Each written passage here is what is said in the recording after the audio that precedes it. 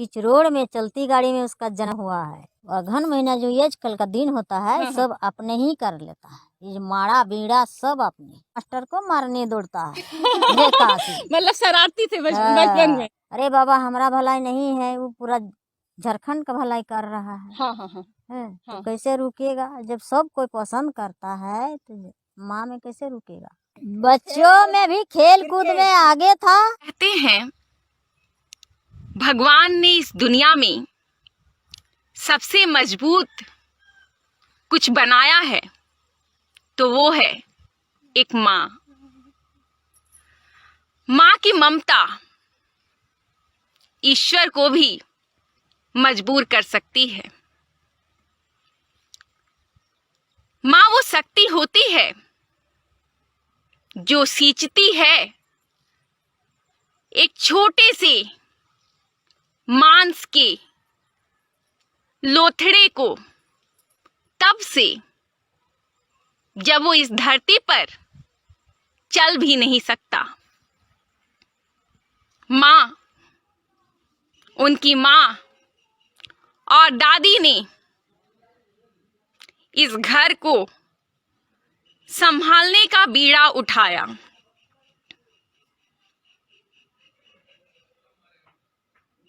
ये खेत खलियान, ये मकान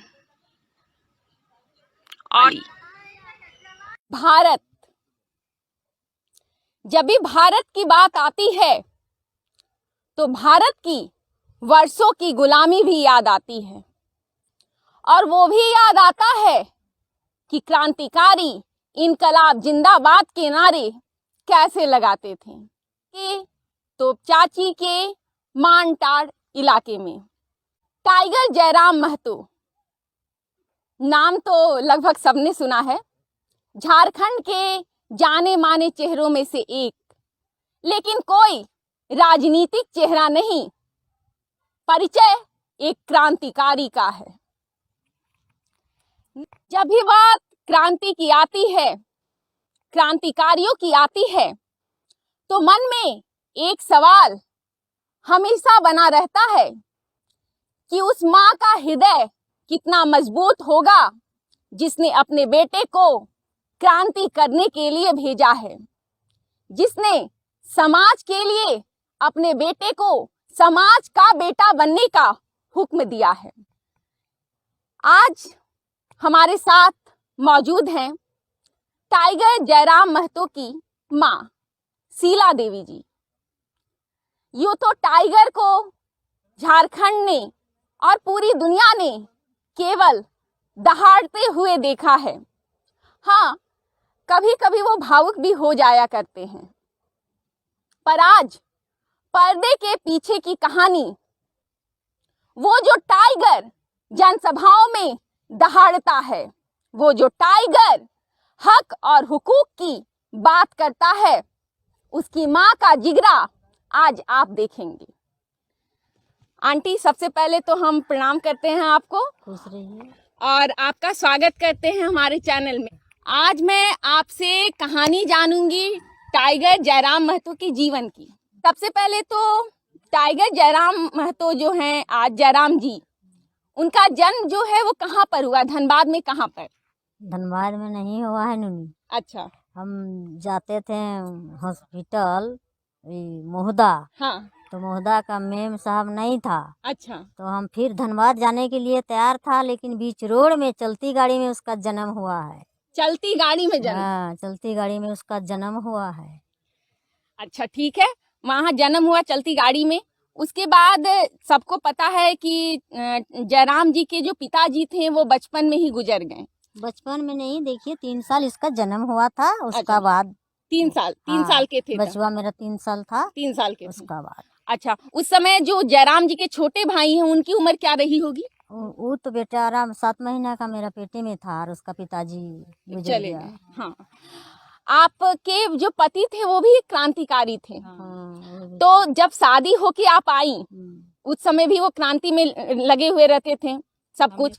हाँ, तो उस समय कैसा आपको लगता था? शादी होके आई, जयराम जी कहते हैं कि शादी के बाद मतलब वो अपने घर परिवार को समय नहीं दे पाते थे क्योंकि उनको जाना होता था सभाओं में, रैलियों में।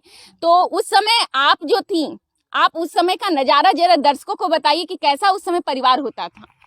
कैसा परिवार रहेगा, वो तो दिन भर चल जाते हैं, शाम को घर आते हैं।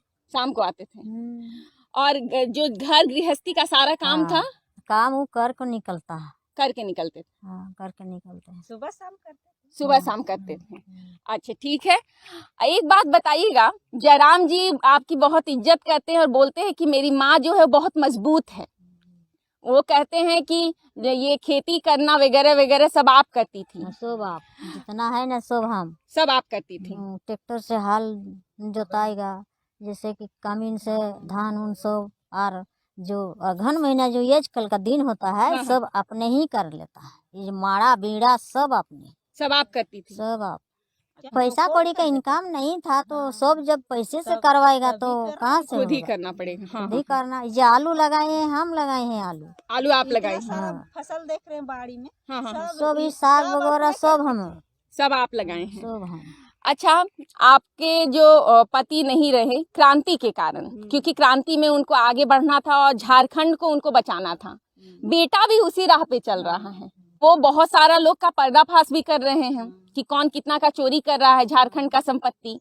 तो मन में कहीं डर लगता है? क्योंकि देखिए उनकी उम्र, जब आपके पति जब नहीं रहे उस समय बच्चे छोटे थे, अभी तो बेटा जवान ही हो रहा है और ऐसे में चारों तरफ से पुलिस भी विरोध में है और लोग भी विरोध में हैं। तो मन में कभी डर बैठता है कि क्या होगा?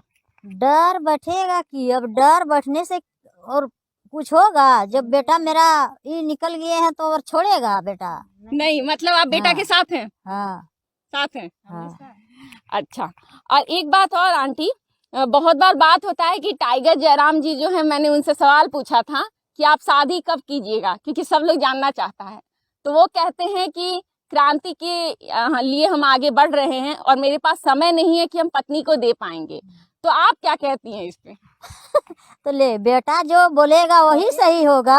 अच्छा, ठीक है। मतलब अगर नहीं करते, अभी नहीं करना चाहेंगे तो कोई दबाव नहीं? नहीं दबाव है, चलिए ठीक है, उसका इच्छा, उनकी इच्छा। जब नहीं करेगा तो हम तो नहीं लाने सकेगा। जी जी। आंटी एक बात और, जब बचपन जब था, वो बोले कि उनके पास पैसे का बहुत अभाव हुआ उस समय करता था, घर में बहुत दिक्कतें थी। तो उस दौरान आप बताएं कि घर गृहस्थी वगैरह आप संभाला करती थी। उस समय पैसा क्या इसी सब से आता था, खेती बाड़ी हाँ, इसी खेती बाड़ी से पैसा। खेती बाड़ी। हाँ, इसको बेचो हट में, सामान लेके घर आओ।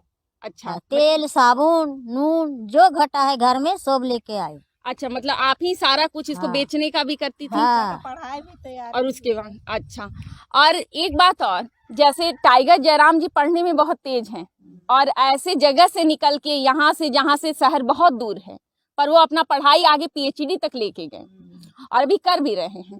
बचपन में क्या इतने ही पढ़ने वाले थे या खेल कूद में लगे रहते थे? बच्चों में भी खेल कूद में आगे था, और एकदम छोटा बच्चा जब था बहुत मुश्किल में उसको हमारा जो आजा था ना दादा बूढ़ा, वही उसको लेकर स्कूल में बैठाई कर आदत बनाए हैं, नहीं तो मास्टर को मारने दौड़ता है। मतलब शरारती थे बचपन में? बचपन में हाँ, बहुत आदत बनाया। हाँ। तब फिर स्कूल जाने के लिए तैयार हो गए। अच्छा। हाँ, आदत बनाया पहले। हाँ हाँ हाँ। तब तैयार हो गया तो स्कूल का ध्यान उसका हो गया। अच्छा, तो मतलब फिर पढ़ने लगे? तो उस दौरान ऐसा कभी लगता था, जैसे आमतौर पे होता है जब संघर्ष होता है, जीवन में मुश्किल आता है, तो बच्चा लोग को लगता है कि हम जल्द से जल्दी नौकरी पकड़ ले, पढ़ाई तो छोड़ देते हैं। बहुत सारे बच्चे ऐसे भी होते हैं। जयराम जी पढ़ाई करते रहे, तो उस दौरान घर से आप बता रही थी हमको पहले भी कि आप उनको केवल पढ़ने के लिए छोड़ दिया करती थी। तो जरा बताइए दर्शकों को कि क्या होता था? कभी कोई बोला दूसरा कि नहीं इसको काम पे लगाओ, इससे काम करवाओ ताकि कुछ पैसे में मदद मिले? नहीं, वो हम लोग का इच्छा नहीं है। अच्छा, जब बोला कि जब हम पीएचडी नहीं करेंगे तब तक हम कुछ नहीं करेंगे। पीएचडी करेगा तो हमारा पैसा कमाएगा, नौकरी मिलेगा, जो भी होगा पीएचडी पूरा करेगा। अच्छा। तो हम लोग बोले जाइए पूरा कीजिए, पढ़ाई अधूरा मत रखिए। हाँ हाँ हाँ। और ये बचपन में जैसे सपना होता है बहुत सारा बच्चा का कि हम आगे जाके ये बनेंगे, डॉक्टर बनेंगे, इंजीनियर बनेंगे, कुछ और शिक्षक बनेंगे, टाइगर जयराम जी का भी कोई सपना था क्या बचपन में? टाइगर जयराम जी का जो सपना था वही अभी पूरा हो रहा है। अच्छा, मतलब एक क्रांतिकारी बनने का सपना था। हाँ, उसका वही सपना था। एक बात और, जब उनके पिताजी जिंदा थे तो उस दौरान ये जो जयराम जी थे वो पापा के ज्यादा नजदीक थे या मम्मी के ज्यादा नजदीक थे? किसके साथ ज्यादा रहते थे? वो तो उस टाइम में बहुत छोटा था नूनी, 3 साल का बच्चा। हम्म। पापा का भी साथ जो खेल कूद किया से किया, 3 साल का अंदर तो ऐसा हो गया। उसका तो मम्मी सो भैर उसका क्या है। अभी आपको बहुत लोग सुनेंगे इस वीडियो के बाद, उसमें बहुत सी माँ ऐसी भी होंगी जो अपने बच्चों को क्रांति के लिए आगे नहीं भेजना चाहती हैं। उनको लगता है कि क्रांति के लिए अगर जाएगा तो एक तो कि जीवन जो है उसका वो जोखिम में रहेगा, डर बना रहता है कहीं कोई कुछ कर ना दे, क्योंकि बहुत सी हत्याएं हो जाती है ऐसे में। दूसरा रहता है कि अगर ये पढ़ाई लिखाई करके कुछ बन जाता है तो पैसा कमाएगा, क्रांति में कोई पैसा नहीं मिलता है। नहीं मिलता। तो आप उन माओं को क्या बोलना चाहेंगी? क्रांति के लिए बच्चों को आगे भेजना है या घर में रखें?